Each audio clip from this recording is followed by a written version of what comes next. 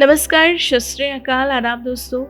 स्वागत है आपका कहानियों के हमारे इस खास कार्यक्रम में जहां आप कहानी सुनते हैं वही जो है बिल्कुल सही, सच्ची और अच्छी। दोस्तों आज भी एक ऐसी ही अच्छी, सच्ची और प्रेरक कहानी लेकर आए हैं आपके लिए। जी हाँ, ये कहानी है सोनी जैन की ज़िंदगी के बारे में। सोनी जैन एक अटलायर डिज़ाइनर एंड टैटू आर्टिस्ट है, जो स्टूडियोज़ को डिज़ाइन करने और पिक्चर्स को रियलिटी में बदलने के लिए एक कलरफुल ट्विस्ट लेकर आती है। जी हाँ, अटलायर टैटू, अटलायर इंटीरियर्स एंड अटलायर डेकोर के ऑनर सोनी जैन पिछले कुछ सालों से अपने बिजनेस को सफल बनाने के लिए कड़ी मेहनत कर रही है। दोस्तों, राजस्थान के कोटा शहर में जन्मी सोनी जैन ने अपना बचपन कोटा शहर में ही बिताया। वहीं इन्होंने अपनी पढ़ाई भी इसी शहर से पूरी की। Interior designing field and tattoo industry में कदम रखने वाली सोनी जैन ने इसी फील्ड में अपने करियर को आगे बढ़ाने का फैसला किया और कुछ वक्त इस क्षेत्र के बारे में प्रॉपर रिसर्च किया और फिर पूरी प्लानिंग के साथ इस क्षेत्र में कदम रखा। आज ये पूरे कोटा शहर में फर्स्ट फीमेल टैटू आर्टिस्ट हैं और इन्होंने अपनी ये पहचान बड़ी ही मेहनत से बनाई है। हालांकि जब ये सफ़र इन्होंने शुरू किया उस वक्त इस क्षेत्र की ज़्यादा समझ इन्हें नहीं थी। ऐसे में बड़ों की गाइडेंस ली और काफ़ी कुछ उनसे जानने का प्रयास किया। और क्योंकि ये पहले ही आर्ट फील्ड से कनेक्टेड थी, जी हाँ, ये स्केचिंग किया करती थी, तो ऐसे में जब इन्होंने डिज़ाइनिंग फील्ड में एंटर किया तो इन्हें ज़्यादा मुश्किल नहीं हुई इस फील्ड को जानने पहचानने में। और इसी तरह इन्होंने अपने सफ़र की शुरुआत की और एक कॉन्फिडेंस के साथ इस फील्ड में कदम रखा और आगे बढ़ी। जी हाँ, आज ये पेशे से एक इंटीरियर डिज़ाइनर और कोटा की फर्स्ट फीमेल टैटू आर्टिस्ट हैं और अपने बिजनेस को सफल बनाने के लिए लगातार प्रयासरत है। तो आइए दोस्तों, अब सीधा मिलते हैं सोनी जैन से और इनकी अपनी ज़ुबानी सुनते हैं इनकी पूरी कहानी, जानते हैं कि आखिर कैसा रहा है इनकी ज़िंदगी का अब तक का ये पूरा सफ़र। Um, Hi, my name is Soni Jain, and I'm from Kota, Rajasthan. And I own my three firms like Atelier Interiors, Atelier Tattoo, and Atelier Decor. And I'm born and brought up in Kota only. Studies, graduation सब मेरी कोटा से ही रही है. Interior designing भी मैंने कोटा से ही की है, आईनिफ्ट कोटा से, कॉलेज वगैरह सब कुछ. As I told you that I am from interior designing field and tattoo industry as well. Interior designing का मेरा स्टार्टिंग से ही जब आफ्टर 12 ग्रेजुएशन मैंने कंप्लीट किया तो कुछ पता नहीं था कि करना क्या है, कैसे स्टार्ट करना है, आगे फ्यूचर क्या है, फ्यूचर में क्या करना है, कुछ नहीं पता था क्योंकि हम जिस एज में मैं निकली, मतलब जिस एज में सब रहते हैं लाइक 15-16 ईयर्स, उसमें नहीं पता होता कि क्या करना है। 12th के बाद नहीं समझ में आया था, तो ऐसे ही रैंडम मैं अपनी किसी नोन के घर पर गई थी। एज आई टोल्ड यू कि मैं इंटीरियर डिजाइनिंग फील्ड से हूँ और I am first female tattoo artist in Kota. मेरी जर्नी कहाँ से स्टार्ट हुई मैं आपको उसके बारे में बताती हूँ। जैसे इंटीरियर डिजाइनिंग मैंने कैसे स्टार्ट किया और मैं उस फील्ड में कैसे मैंने एंट्री ली और अभी मैं प्रोफेशनली इसको कैसे हैंडल करती हूँ। एक्चुअली जब स्टार्टिंग 12th मैंने जब पास आउट किया तो 12th के बाद समझ में नहीं आया था कि क्या करना है, कैसे स्टार्ट करना है, फ्यूचर क्या है, फ्यूचर में करना क्या है, कैसे अर्निंग, क्योंकि देखो जो भी कुछ करता है इंसान कहीं ना कहीं अर्निंग के लिए करता है, लर्निंग के लिए करता है। वैसे ही मेरा एक था कि मुझे कैसे स्टार्ट करना है, मैं कहाँ से लर्न कर सकती हूँ, क्या लर्न कर सकती हूँ, कुछ नहीं पता था। तो एक टाइम हुआ था ऐसा, मैं अपनी मैम के घर गई थी। उनका घर इतना प्रिटी डेकोर था, इतना प्रिटी इंटीरियर डिजाइनिंग उसमें किया हुआ था। I was so shocked and I was so surprise कि इतना प्रिटी घर भी होता है। मैंने फर्स्ट टाइम वो देखा। मैंने उनसे पूछा कि ये सब कैसे और उसने किसने ये किया है और ये क्या होता है। तो उन्होंने मुझे सारा प्रोसेस समझाया कि ऐसे इंटीरियर डिजाइनर हमने हायर किया, उसने ऐसा डिजाइन किया, वो ऐसे काम करते हैं, वैसे काम करते हैं। जो भी इंटीरियर डिजाइन की डिटेल जो होती है उन्होंने मुझे सब कुछ प्रोवाइड की। और मैं स्टार्टिंग से ही एक स्केचिंग आर्ट में, मुझे स्केचेस में काफ़ी इंटरेस्ट रहा है स्टार्टिंग से। तो कहीं ना कहीं मैं एक आर्ट फील्ड से बिलोंग करती थी। Sketching in the sense portrait sketching, जो हमारा रियलिज्म फेस जो होता है मैं उसको पेपर पर ड्रॉ करती हूँ, मतलब करती थी उस टाइम पे भी स्टार्ट किया था। बट उसके बाद आर्ट फील्ड से मैं ऑलरेडी कनेक्टेड थी। तो जब उन्होंने इंटीरियर डिजाइन के बारे में बताया तो कहीं ना कहीं ये भी एक आर्ट फील्ड से कनेक्टेड है, क्योंकि डिजाइनिंग करना, नए नए कॉन्सेप्ट मार्केट में लाना, मटेरियल यूज करना, ये सारा कुछ इंटीरियर डिजाइनिंग का एक बेसिक पार्ट है। तो मैंने मुझे ऐसा कुछ समझाया तो मुझे माइंड में क्लिक हुआ कि okay, now let's research on it. मैंने रिसर्च किया, कोटा में जितना बेस्ट कॉलेज हो सकता था मैंने उस पर रिसर्च किया, वहां पर गई, मैं उनसे काउंसलिंग किया, उनसे सारे कुछ क्वेश्चंस पूछे, जो मेरी क्वायरीज थी मैंने उनसे क्वेश्चन किया। मुझे समझ आया, मुझे काफी इंटरेस्टिंग फील लगा कि ओके फाइन, मैं जा सकती हूँ, मैं कर सकती हूँ इसको। पापा को पिच किया ये कि पापा ऐसा ऐसा है, मुझे ये स्टार्ट करना है। पापा ने पूछा क्या फ्यूचर है, सीधा मैंने बोला मुझे खुद को भी आइडिया नहीं है कि मुझे क्या करना है, मेरा फ्यूचर क्या होगा इसमें, बट डेफिनेटली इतना श्योर थी मैं उस टाइम पे कि जो भी करूंगी 100%, इवन 1000% मैं अपना दूंगी और स्टार्ट करूंगी, क्योंकि उस टाइम सब कंफ्यूज रहते, मैं भी कंफ्यूज थी उस टाइम पे। पापा ने बोला ठीक है, कोई इशू नहीं है, तुम्हें करना है, तुम्हें पसंद है तो मैं कॉलेज जाके देख सकता हूँ, मतलब बात करते हैं मैम से क्या इसका कॉन्सेप्ट रहता है, फ्यूचर क्या है, क्योंकि फैमिली इंडियन पेरेंट्स वही है कि फ्यूचर क्या है, आज आप कर रहे हो ठीक है करो, बट फ्यूचर में इसका क्या आपको वापस से रिटर्न बैक मिलेगा, कहाँ तक मेरा बच्चा जाएगा, उसको क्या इसमें लर्निंग मिलेगी, इसकी स्किल्स कैसे डेवलप होगी, ये क्या सीखेगा इस फील्ड में, उनको भी था ये सब जानना।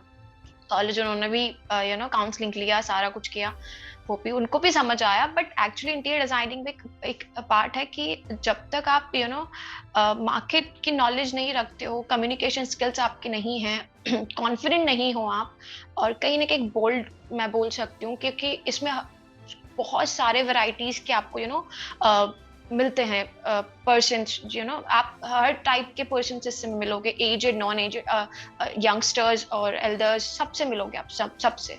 लेबर होती है, लेबर भी बहुत बहुत सारी तरीके की होती है, तो पापा इन चीजों से थे पहले से कि ये फील्ड ऐसे ऐसे आपको मिलेगी इन फ्यूचर। मुझे नहीं आइडिया था, मैं तो सिर्फ करना चाहती थी, मुझे तो सिर्फ करना था, मुझे नहीं पता था फ्यूचर में मैं किससे फेस करूंगी, कौन से सिचुएशन से फेस करूंगी, मुझे कोई आइडिया नहीं था। कहीं ना एक जिद थी मेरी कि मुझे करना है, मुझे नहीं पता कि मैं फ्यूचर में इसको कैसे कितना आगे लेके जाऊंगी, मुझे आइडिया नहीं है, बट मुझे स्टार्ट करना है। धीरे स्टार्ट किया, कॉलेज ज्वाइन किया, मजा आया क्योंकि वो आर्ट फील्ड से रिलेटेड था, स्केचिंग मेरी अच्छी थी, तो क्योंकि उसमें ड्राइंग भी काफी करनी होती है।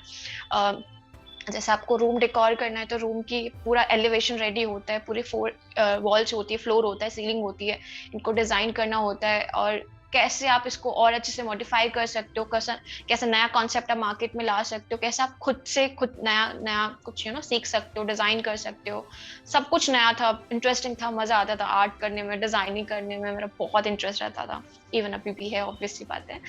और उसी दौरान उसी टाइम में मैं किसी एक और आर्टिस्ट से मिली, वो भी स्केचिंग करते थे, और he is a professionally tattoo artist right now। वो तब टैटू आर्टिस्ट थे वो।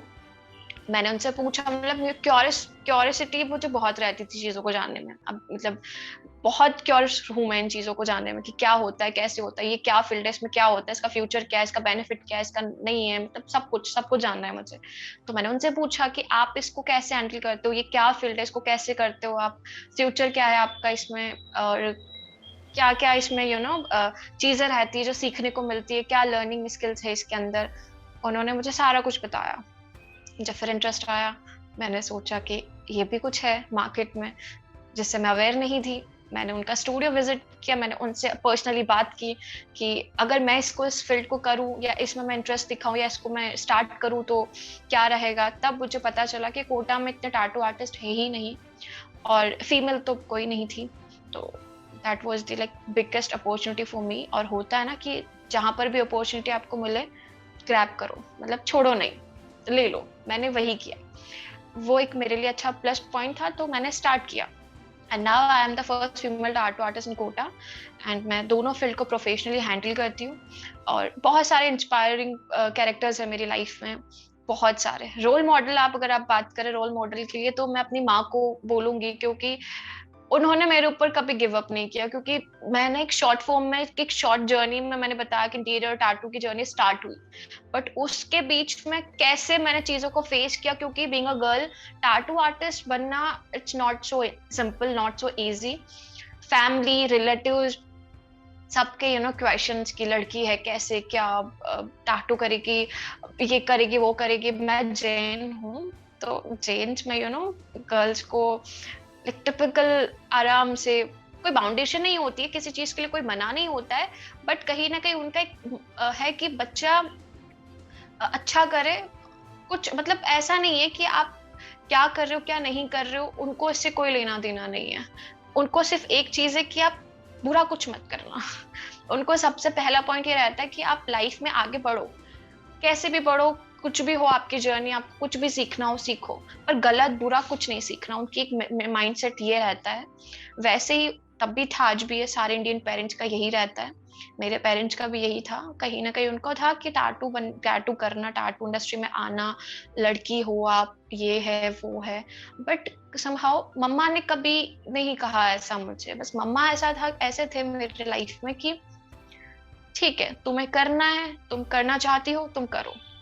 पापा को मैं मनाऊंगी। मेरी बड़ी बहन भी है, उनको उनका भी रहता है क्वेश्चंस, बट उन्होंने भी काफी सपोर्ट किया। और उन्होंने किसी भी जर्नी में मुझे ये नहीं बोला कि कोई बात नहीं मत करो, नहीं करना है तुम्हें। उनका सिर्फ यही रहा है, जो भी करो दिल से करो, अच्छे से करो, 100% देके करो, इवन 2000% देके करो, कोई दिक्कत नहीं है, कहीं ना कहीं आप पहुंच जाओगे। वही एक मोटो मेरा था कि ठीक है, मम्मा इतना कॉन्फिडेंट मेरे अंदर शो कर रही है कि तुम कर सकती हो, तो करते हैं।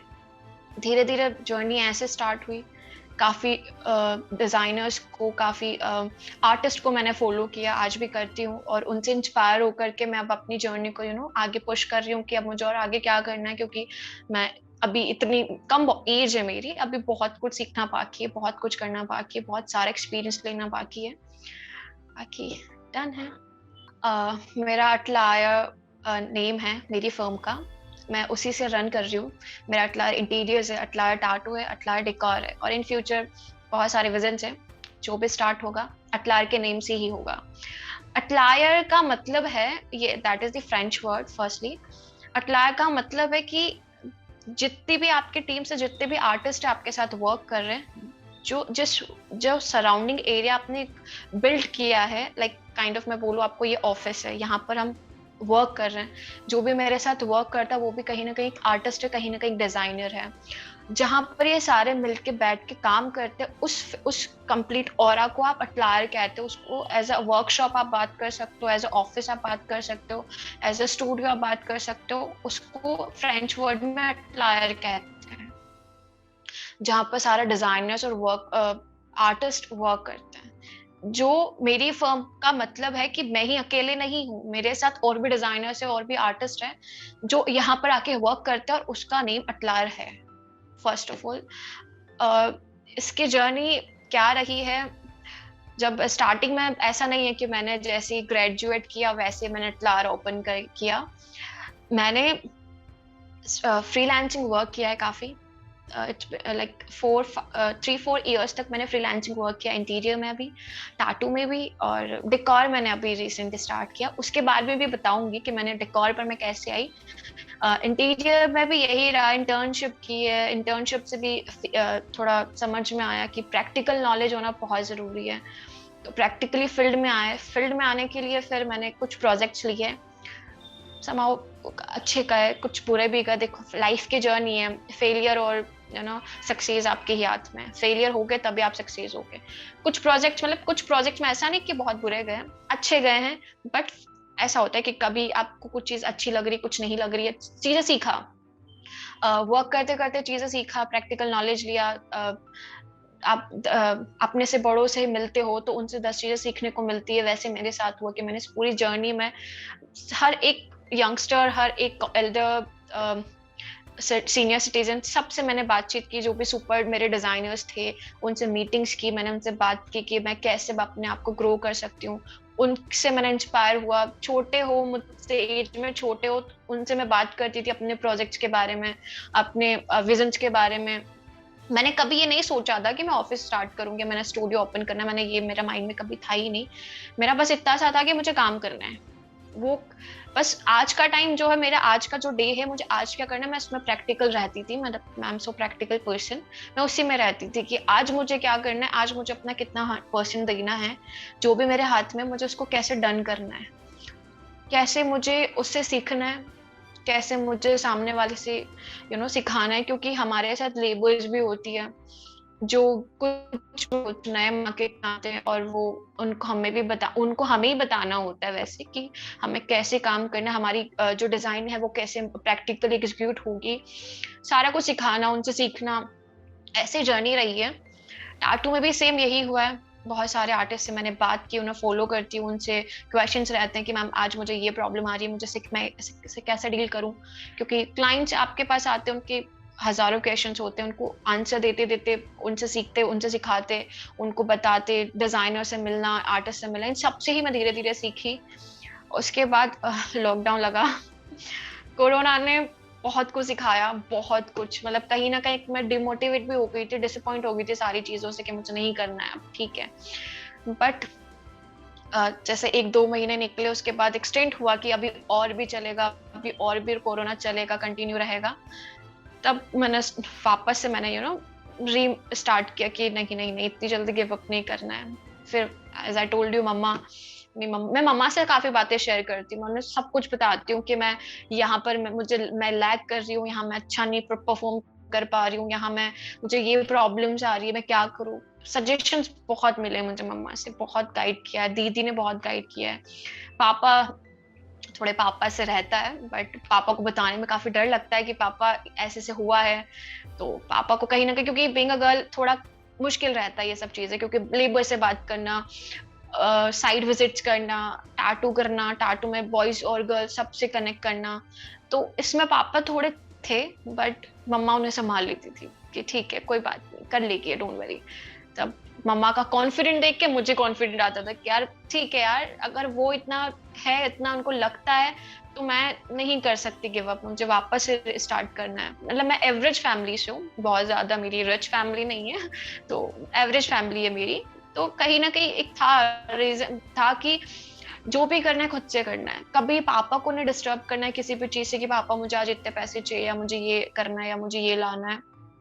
When I was in 18 years old, मैंने खुद से अर्न करना स्टार्ट कर लिया था, और तब से लेके आज तक कभी मैंने पापा से किसी भी चीज की हेल्प नहीं ली है। उनसे गाइडलाइंस बहुत ली है, गाइडेंस बहुत ली है, बट किसी भी चीज फाइनेंशियली मैंने कभी नहीं लिया, क्योंकि ऐसा मुझे लगता है, मेरा एक पॉइंट है, जो मेरा मोटिव है मेरी लाइफ को लेकर के, कि कुछ भी करना है खुद से करना है। अगर कल को मैं फेल हुई तो भी मैं ही रेस्पॉन्सिबल हूँ, अगर कल मैं सक्सेस हुई तो भी मैं ही रेस्पॉन्सिबल हूँ।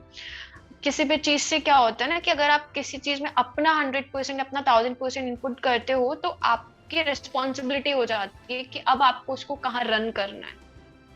आज सपोज दैट कि अगर मैं किसी चीज को बाय कर रही हूँ, मैंने स्कूटी परचेज की, उसमें कुछ भी मेंटेनेंस चाहिए होता है, तो अगर मैं उस चीज को बियर करूंगी, तो मेरे लिए वो रहेगी कि यार ये मेरी चीज है, इसकी रेस्पॉन्सिबिलिटी मेरी। आज मम्मा पापा है तो बच्चे, उनके बच्चे उनको क्या देते हैं उनको कोई लेना देना नहीं है, बट उनको बच्चों को क्या देना उनसे उनको है कि मुझे इसको कैसे इसकी ग्रोथ करनी है, कैसे इसकी परवरिश करनी है, कैसा इसका पहले ही उनका वो रह जाता है कि इतने मुझे अमाउंट इसके लिए अलग से रखना है, कि आगे जाके अगर ये मुझे किसी भी चीज की डिमांड करे, या मुझे किसी भी चीज का बोले, तो मैं इसको लाके दे सकूं, या मैं इसके लिए वो प्लान कर सकूं, इसके स्टडीज के लिए प्लान कर सकूं। वैसे अपने साथ होता है कि फ्यूचर प्लानिंग, या आपको जो फ्यूचर में चाहिए उसके लिए आप जो भी इन्वेस्ट करना है पॉकेट से करो, तो आपको वो चीज अपनी लगती है। कल को कुछ नुकसान भी होता है तो आपको फील होता है कि यार ये नुकसान हुआ है, अब मुझे इसको वापस से रिकवर कैसे करना है, क्योंकि जब आप खुद से करोगे तो आपको फील होता है कि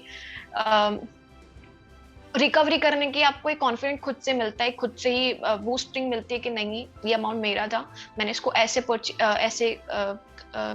अर्न किया है, यहाँ यहाँ मैंने इतना स्ट्रगल किया है, मैंने इतनी मेहनत की है, इसके पीछे इतने घंटों मैंने इन्वेस्ट किए हैं, इतना मैंने रिसर्च किया है, मैं इसको ऐसे नहीं जाने दे सकता। अगर वही पैसे कोई और इन्वेस्ट करेगा, जैसे फादर या मदर, तो इतना बुरा नहीं लगता, टू बी वेरी ऑनेस्ट। मुझे ऐसा पर्सनल फील हुआ है। तो जब मैंने खुद से इन सब चीजों में इन्वेस्ट करना स्टार्ट किया, तब मुझे फील हुआ आज कुछ भी मैंने बाय किया वो सब अपने ही खुद से ही किया है। तो कहीं ना कहीं इससे मुझे मोटिवेशन खुद से ही मिलता है कि यार मैं अगर ये बाय कर सकती हूँ, क्योंकि देखो आपकी कभी भी लाइफ में चीजें फुलफिल नहीं हो सकती है। आपने आज अगर ये बाय कर लिया, आज ने आपने ये अच्छा कर लिया, तो आपकी फ्यूचर में और चीजों को करने की क्यूरियोसिटी और हो जाती है। पॉकेट कभी भी फुल नहीं होती है, आपकी डिजायर्स कभी फुलफिल नहीं होती। जिस दिन आप सेटिस्फाइड हो गए चीजों से, समझ जाना कि फिर आपने कुछ नहीं किया, क्योंकि सेटिस्फेक्शन नाम का कोई वर्ड है ही नहीं आज तक मार्केट में कि आप सेटिस्फाइड हो तो कुछ नहीं, आगे फिर आप नहीं ग्रोथ कर सकते हो। सेटिस्फेक्शन आता ही नहीं है, आज नहीं आता, मुझे भी नहीं आता। प्रोजेक्ट्स अच्छे जाते हैं, मजा आता है, सेटिस्फेक्शन मिलती है, बट एक कहीं ना कहीं अब एक विजन और मिलता है कि इससे बेटर और क्या कर सकती हूँ, इससे बेटर और मैं कहाँ जा सकती हूँ। मार्केट में यही स्ट्रैटेजी मैं अब यूज करती हूँ कि ठीक है, अब आगे मुझे क्या करना है, कैसे मुझे आगे बढ़ना है। मोटिवेट मैं ऐसे ही रखती हूँ खुद को कि अब मुझे इससे बेटर क्या कर सकती हूँ मैं मार्केट में। टाटू होता है तो टाटू को क्लाइंट आते हैं, हर तरह के क्लाइंट आते हैं, सबको कुछ ना कुछ डिफरेंट बनाना होता है। टाटू भी एक ऐसी चीज है कि आप अपनी लाइफ से रिलेटेड, अपने गोल से रिलेटेड अगर आप इंक करवाते हो तो वो ज्यादा अच्छा रहता है, क्योंकि वो लाइफ टाइम है। मतलब मैं ऐसा मानती हूँ कि आप कहीं कहीं लैंड परचेज करते हो तो वो आपकी लैंड प्रॉपर आपकी हो जाती है। वैसे ही आपकी एक बॉडी है, बॉडी में टाटू आपकी एक लैंड परचेज करते हैं, कहीं एक बॉडी, जैसे दैट इज माय टाटू। अभी जैसे ये मेरा टाटू है, अभी यहाँ पर मैंने इस टाटू को अपना प्लेस दे दिया है, मतलब इसने मेरा एक प्लेस बाय कर लिया है, अब ये इसी का है। तो that is the permanent thing in my body कि मैं कभी इसमें लाइफ टाइम रिग्रेट ना करूं, मैं कभी ऐसा सोचूं ना कि मैंने क्यों बनवाया, क्योंकि इसके पीछे भी एक मीनिंग है जो मुझे इंस्पायर करता है। ये मैंने क्यों बनवाया, इसके पीछे भी एक स्टोरी, एक जर्नी है। वैसे क्लाइंट के साथ मैं उनको, हमें यही सजेशन देते हैं उनको कि आप, it should be like related to you, related to your work, related to your goals, ताकि वो आपको बूस्टिंग दे, आपको मोटिवेट करे। That is a permanent thing, like ये लाइफ टाइम रहेगी। लाइफ टाइम मतलब अब जब तक आप अलाइव रहते हो तब तक आपके साथ रहेगी। तो वो भी एक जर्नी है, वो भी एक मतलब वो भी एक जो क्लाइंट होते हैं हमारे, उनको हम सजेस्ट करते हैं। ये भी एक मतलब पार्ट ऑफ द वर्क है कि ऐसे हमारा वर्क चलता है टाटू का। इंटीरियर में भी सेम यही कॉन्सेप्ट हम यूज करते हैं कि जो that is your dream house, कि आपको क्या चाहते हो, आप कैसे लाइक अपने विजन आपने क्लियर किया हुआ कि मुझे अपना घर ऐसा ही चाहिए, वो आप हमें बताते हो, हम उसको अकॉर्डिंगली, आपके रिक्वायरमेंट्स के अकॉर्डिंग, आपके डिजायर्स जो आपको आपके घर के लिए चाहिए, आपकी जो भी ड्रीम है कि मुझे अगर मैं सोफे पे बैठूं तो मुझे ऐसे बैठना है तो वो भी कंफर्ट जोन हम कैसे आपको प्रोवाइड करवा सकते हैं, उसकी लेंथ, उसकी विड्थ, उनकी साइज, डायमेंशंस क्या रहते हैं, वो सब हम आपको प्रोवाइड करवाते हैं। तो ऐसे इंटीरियर वर्क चलता है, ऐसे टाटू चलता है। सो बीइंग अ गर्ल, मैं सारी गर्ल्स को, जितनी भी पूरी सोसाइटी में जितनी भी गर्ल्स हैं, मैं उन्हें यही एक एडवाइस दूंगी कि प्लीज परस्यू योर ड्रीम्स। कोई प्रॉब्लम नहीं है कि आप किस बैकग्राउंड से आते हो, कोई प्रॉब्लम नहीं है कि आप कैसे हो, कैसे दिखते हो, क्या आपकी जो बैकग्राउंड है वो कैसा है, कोई प्रॉब्लम नहीं। फर्स्टली जो भी यूथ है आज का, उनको यही मैं बोलूंगी कि कॉन्फिडेंट रहो हर एक चीज के लिए। जो भी आप करना चाहते हो, कुछ भी करना चाहते हो, कुछ भी, लाइक शाहरुख खान का एक डायलॉग है, मतलब एक मूवी का, कि अम्मी जान कहा करती थी कोई भी काम छोटा नहीं होता है। तो मतलब काइंड ऑफ यही एक डायलॉग है, ऐसा कुछ डायलॉग है। तो मैं भी यही इसको फॉलो करूंगी कि लिटरली कोई भी काम छोटा नहीं होता है। डिपेंड्स ऑन यू ओनली कि आप उसको कैसे स्टार्ट करते हो, आप उसको कैसे आगे फॉरवर्ड करते हो अपनी लाइफ जर्नी के लिए। क्योंकि लाइक 11th और 12th में आप आते हो तो नॉलेज नहीं होती है। मैं खुद भी इस टाइम से निकली हूँ, मुझे भी पता है कि मुझे समझ में आया तब उस टाइम की नहीं पता होता कि फ्यूचर में क्या करना है। अब रैंडमली किसी चीज से कनेक्ट हो जाते हो, जैसे मैं इंटीरियर टाटू से बहुत रैंडम कनेक्ट हुई। मुझे नहीं आइडिया था कि मैं कैसे स्टार्ट करूंगी, मुझे कैसे कोई मिलेगा, मैं किस मैम के घर जाने वाली हूँ या किस आर्टिस्ट से मैं मिलने वाली हूँ। मैं उससे इंस्पायर हुई।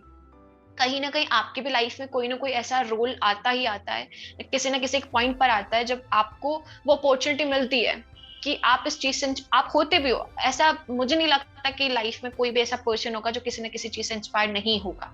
सबके लाइफ में कुछ ना कुछ ऐसी चीज होती है कि अगर सामने मर्सिडीज जा रही है तो आपको फील आती है कि इन फ्यूचर काश ये मेरी होती, काश मैं इसके अंदर बैठा हुआ होता, काश मैं इसे ड्राइव कर रहा होता। ये भी एक इंस्पिरेशन है कहीं ना कहीं, ये भी आपकी माइंड थॉट, ये भी एक फ्यूचर को डिसाइड करता है। वहां तक पहुंचने के लिए कुछ तो स्टार्ट करना पड़ेगा ना। और उसको स्टार्ट करने के लिए आपको जो भी ड्रीम आपके विजन में है कि मुझे ये करना है, या कुछ भी फील्ड हो, कैसी भी फील्ड हो, लाइक कैसी भी इन द सेंस की जो जहाँ से आप लर्निंग कर सको, जहाँ से आप फ्यूचर डिसाइड कर सको, जहाँ से आप चीजों को सीख सको कि क्या डायरेक्शन है, क्या ग्रोथ है, कैसे आप अपने आप को डेवलप कर सकते हो, कैसे आप अपने आप में discipline is very important thing, discipline confidence is very important thing in your life. की आप कुछ भी स्टार्ट करो, कांस्टेंट होना बहुत जरूरी है, डिसिप्लिन होना बहुत जरूरी है। और इन सबका एक रोल है, एक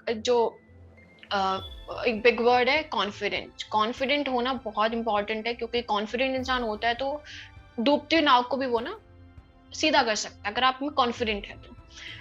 आप कुछ भी स्टार्ट करोगे, आप आज मुझसे मीटिंग करोगे या किसी भी लाइफ में किसी भी पर्सन से मीटिंग करोगे, तो मैं सिर्फ यही चीज नोटिस करूंगी, बंदे में कॉन्फिडेंट कितना है, सामने वाले पर्सन में कॉन्फिडेंट कितना है।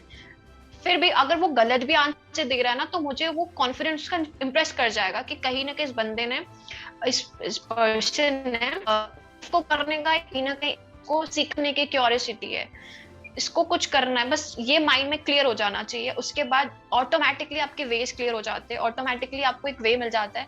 बस अलर्ट होना बहुत जरूरी है, कांस्टेंट होना बहुत जरूरी है। ऐसा नहीं कि 2 दिन हमने काम किया और उस पर गिव अप कर दिया, क्योंकि that is the life journey. 2 या 3 दिन में आपको इनपुट आउटपुट नहीं मिलता है, आपको रिटर्न कुछ नहीं मिलेगा जब तक आप कॉन्स्टेंटली उसको वर्क नहीं करोगे। अब कांस्टेंट का मतलब ये नहीं है कि 10 साल तक करते रहो, 6 महीने तक करते रहो, इसका कोई एक पॉइंट नहीं होता। एक लाइफ का मतलब इस काम का कोई एक पॉइंट नहीं होता, एक ब्रेक पॉइंट नहीं होता कि बस यहीं तक कांस्टेंट होकर काम करना, उसके बाद ऑटो मोड पे चल जाएगी गाड़ी, ऐसा नहीं होता है।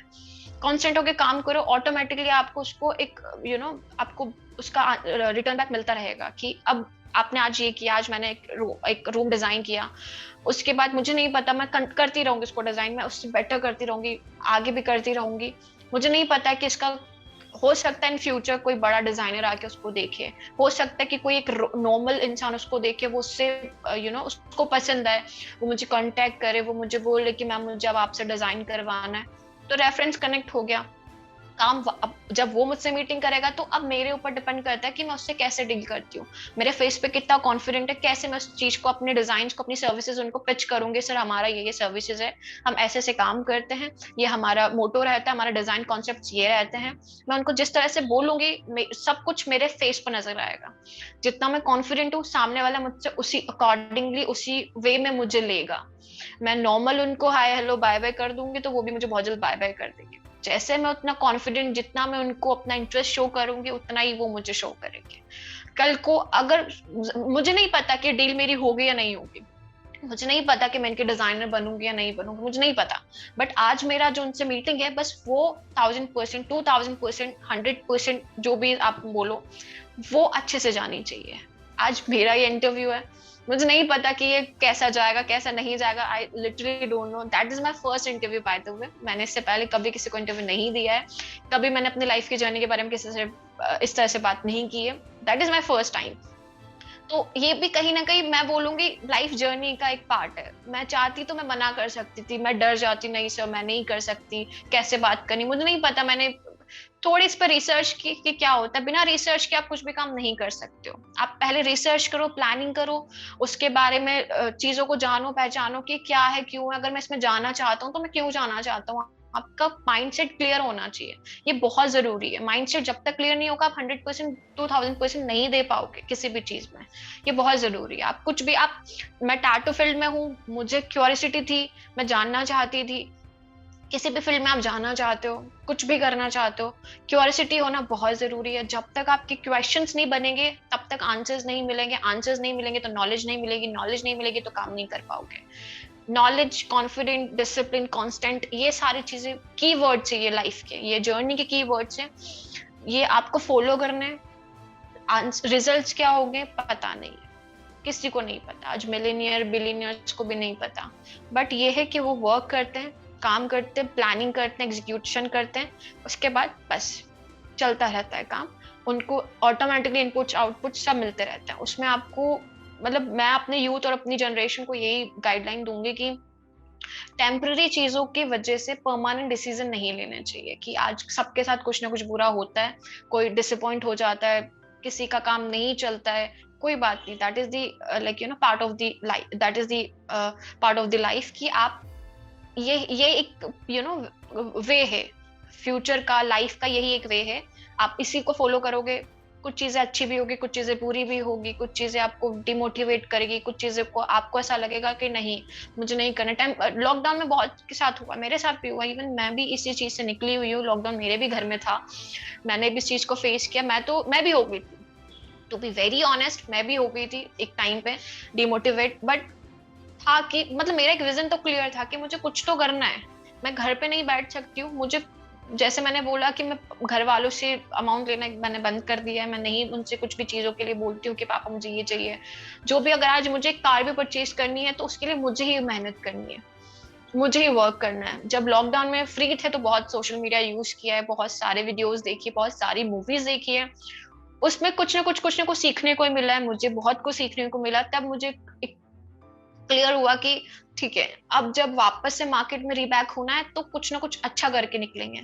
उसी ड्यूरेशन में मैंने अपनी पूरी अटलायर की एक जर्नी रेडी की कि अब मुझे कैसे कैसे स्टेप बाय स्टेप वर्क करना है, मुझे क्या क्या ओपन करना है, कैसे कैसे ओपन करना है, क्या क्या मुझे इसके लिए मुझे कितने, अकेला इंसान मैं नहीं कर सकती, मेरे मुझे टीम की नीड थी जो मुझे कहीं ना कहीं उस चीज में हर, क्योंकि obviously very to be very honest मैं नहीं कर सकती हूँ तीनों चीज एक साथ रन, तो मुझे उन सबके लिए कहीं ना कहीं टीम की नीड थी, उसके लिए मैंने लॉकडाउन में ये सारा कुछ मैंने काम किया, क्योंकि फ्री तो थे ही बहुत ज्यादा फ्री थे, तो दिन रात माइंड में यही चलता था कि अब मुझे कैसे स्टार्ट करना है, मुझे इसके लिए क्या क्या नीड रहेगी, प्लानिंग की बहुत सारी वीडियोस देखे, बहुत सारे मोटिवेशनल वीडियोस देखे, मैंने अपने वर्क के बारे में और रिसर्च किया, और इसके लिए एजुकेशन लिया, जो ऑनलाइन काफी मैंने मतलब ऑनलाइन ही था उस टाइम, कुछ मार्केट बाहर तो जा नहीं सकते थे, तो यस लॉकडाउन में मैंने ये किया। अब मैं आपको ये सजेशन दूंगी कि आपका भी लॉकडाउन था, ऑब्वियसली बात है,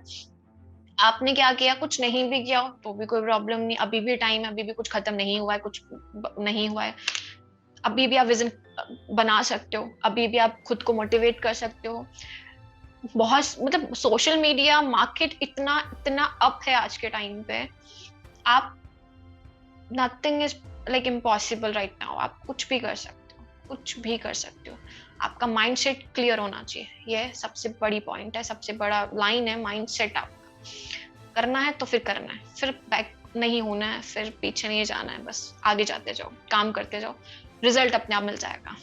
सो देखो आप सारा टाइम काम नहीं कर सकते हो, ठीक है, आपके टाइम मतलब दिन भर आप वर्क करोगे तो एग्जॉस्ट हो जाते हो, सब हो जाते हैं, सबको एक माइंडसेट क्लियर फ्री होना भी बहुत जरूरी है, आप एग्जॉस्ट रह करके सारे काम नहीं कर सकते हो। जब मैं फ्री होती हूँ, जब मैं इन सब चीजों से काम से फ्री होके बैठती हूँ, तब जैसे मैंने बोला मुझे स्केचिंग बहुत पसंद, स्केचिंग को मैंने प्रोफेशनली नहीं लिया है, क्योंकि ये मेरा एक लेजर टाइम का एक बहुत ही ब्यूटीफुल पार्ट में बोलूंगी, क्योंकि मुझे बहुत मजा आता है स्केचिंग करने में, तो जब मैं फ्री होती हूँ तो मैं स्केचिंग बहुत करती हूँ कि मैं और नया क्या ड्रॉ कर सकती हूँ, हेडफोन्स लगाए, क्योंकि मुझे म्यूजिक भी बहुत पसंद है, ट्रांस म्यूजिक बहुत पसंद है, क्योंकि मेरे माइंडसेट को बूस्ट करके रखता है, एक्टिव करके रखता है कि मैं क्या कर सकती हूँ।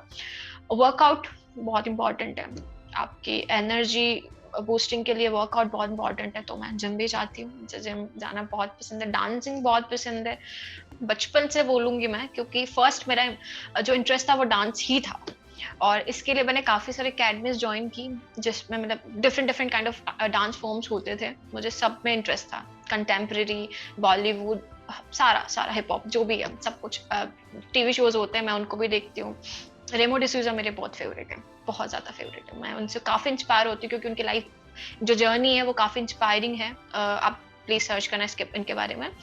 ओके और इसके बाद जितने भी अकेडमीज थी, क्योंकि मुझे मैंने बताया कि मैं क्यूरियस पर्सन बहुत रही हूँ, तो मुझे जितने भी कॉम्पिटिशन होते थे उनमें पार्ट्स लेना बहुत पसंद आता था कि मुझे करना है, कुछ मैंने विन भी किए, कुछ मैंने जीते भी, और डांस के बाद मैंने बैडमिंटन काफी पसंद है, लेजर कभी मैंने ऐसे प्रोफेशनली या ऐसे नहीं किया इसको, बट ऐसे कि जैसे मैं फ्री हूँ, ग्रुप है, फ्रेंड्स का ग्रुप है, तो उनके साथ बैडमिंटन खेलने में जाती हूँ गार्डन में, जहाँ पर एक अच्छे से ग्राउंड में, जहाँ पर मैं हमें इंटरप्शन ना हो, हम खेल सके उसको अच्छे से। और म्यूजिक बहुत पसंद है, क्योंकि जब मैं काम करती हूँ, मेरा टाटू रहता तो मुझे म्यूजिक सुनना बहुत पसंद है, क्योंकि जब टैटू चलता है तो उनमें जो कॉन्सेंट्रेशन होता है वो मेरा होना बहुत ज़रूरी है। उसके लिए मुझे म्यूज़िक काफ़ी हेल्प करता है इस चीज़ में, क्योंकि मेरा सारा ध्यान टैटू पे रहता है। मैं कुछ और ना सुन पाऊँ इसलिए मैं म्यूज़िक चलाती हूँ, ताकि मैं म्यूज़िक सुन पाऊँ और मेरा दोनों का बैलेंस रहे, कि मैं काम भी अपना फ़ोकस्ड रहे, म्यूज़िक से मेरा माइंडसेट और थोड़ा मैं नॉर्मली उस चीज़ को बहुत अच्छे से कर पाऊँ। ओके एंड बहुत सारी चीज़ें मुझे जो भी मेरे सामने नया आता है पर्सन, और मैं उनकी लाइफ जर्नी के बारे में पूछना बहुत पसंद करती हूँ। मैं किसी के साथ बैठी हूँ और मुझसे 3 साल 4 साल बड़े हैं, तो मैं उनसे चीज़ों के बारे में पूछना बहुत पसंद करती हूँ कि आपने यहाँ तक कैसे पहुँचे? आप क्या करते हो? आप किससे इंस्पायर होते हो? आपका विज़न क्या है? आपको लाइफ में क्या करना है? आप कहाँ जाना चाहते हो? क्या कुछ बड़ा गोल है जो आप अचीव करना चाहते हो? उसके लिए आप क्या वर्क कर रहे हो? ये मुझे जानना बहुत मज़ा आता है इनको। पता नहीं क्यों, बट मुझे मज़ा आता है जानने में, कि मतलब पता नहीं क्यों, तो एक नहीं हुआ कुछ वर्ड, मतलब सामने वाले का जानना कि आप क्या कर रहे हो। ऐसा नहीं है कि मैं उसकी लाइफ में इंटरप्ट करना चाहती हूँ, घुसना चाहती हूँ कि मुझे बताओ क्या क्या। ऑलरेडी बेसिक की क्या लाइफ विजन्स हैं, क्या करना चाहते हो, क्या गोल्स है, क्या अचीव करना है, कैसे यहाँ तक पहुंचे हो, कुछ अच्छी बहुत सारे, मतलब हमें नहीं पता होता कि सामने आपके बैठा हुआ वो कितना बड़ा पर्सन है, वो क्या कर चुके अपनी लाइफ में, कैसे कैसे वो इंस्पायर हुए हैं। तो उनसे दो चीजें आपको जानने को मिलती है, एक्सपीरियंस मिलता है इन सब चीजों से, कि यार ये भी मार्केट में जो जिससे मैं अवेयर नहीं हूँ, जिससे जो मुझे नहीं पता कि ऐसा भी कुछ होता है मार्केट में, तो मुझे उनसे सीखने को मिलता है, उनसे जानने को मिलता है कि ये भी है, ये भी आप कर सकते हो, ऐसा भी आप कर सकते हो, यहाँ पर भी आप जा सकते हो, इससे आप सीख सकते हो, बहुत सारी चीजें। यही मेरा फ्री टाइम का वर्क रहता है कि मुझे ये करना है, ये नहीं करना है। क्यूरियस रहना बहुत ज़रूरी है, जब रहो तो क्वेश्चन मिलेंगे, क्वेश्चन मिलेंगे तो आंसर मिलेंगे। So thank you so much for watching this. If you like, you can contact us on Instagram, and our Instagram username is @atlier_interiors. Thank you so much. दोस्तों, आप सुन रहे थे कोटा की एक famous interior designer and tattoo artist Soni Jain की कहानी। ऐसी ही प्रेरक कहानियां रोजाना सुनने के लिए हमारे चैनल को सब्सक्राइब करें और बेल आइकन जरूर दबाएं। और दोस्तों, अगर आज की ये कहानी आपको पसंद आई है तो इसे लाइक, कमेंट और शेयर करना ना भूलें। जी हाँ, मौका है आपके पास भी अपनी कहानी हर शख्स तक पहुंचाने का। तो आइए और जुड़िए आप भी इस मुहिम में हमारे साथ और सुनाएं अपनी कहानी देशवासियों को। दोस्तों, आपकी कहानी ले आएगी लोगों के जीवन में आशा की एक नई किरण। तो आइए और दीजिए इस मुहिम में हमारा साथ। Let's inspire together, if we can India can. जी हाँ दोस्तों, आपकी कहानी देगी सभी को एक नई प्रेरणा। तो आइए और सुनाइए अपनी कहानी, शेयर कीजिए अपनी लाइफ की स्टोरी हम सभी के साथ। फिलहाल वक्त तो चला है आप सभी से इजाज़त लेने का, लेकिन बहुत जल्द फिर होगी आपसे मुलाकात एक नई कहानी के साथ। तब तक के लिए आप बने रहिए हमारे साथ, देखते रहिए कहानियों का हमारा एक खास कार्यक्रम और लीजिए हर कहानी से हर दिन एक नई और सच्ची प्रेरणा। नमस्कार।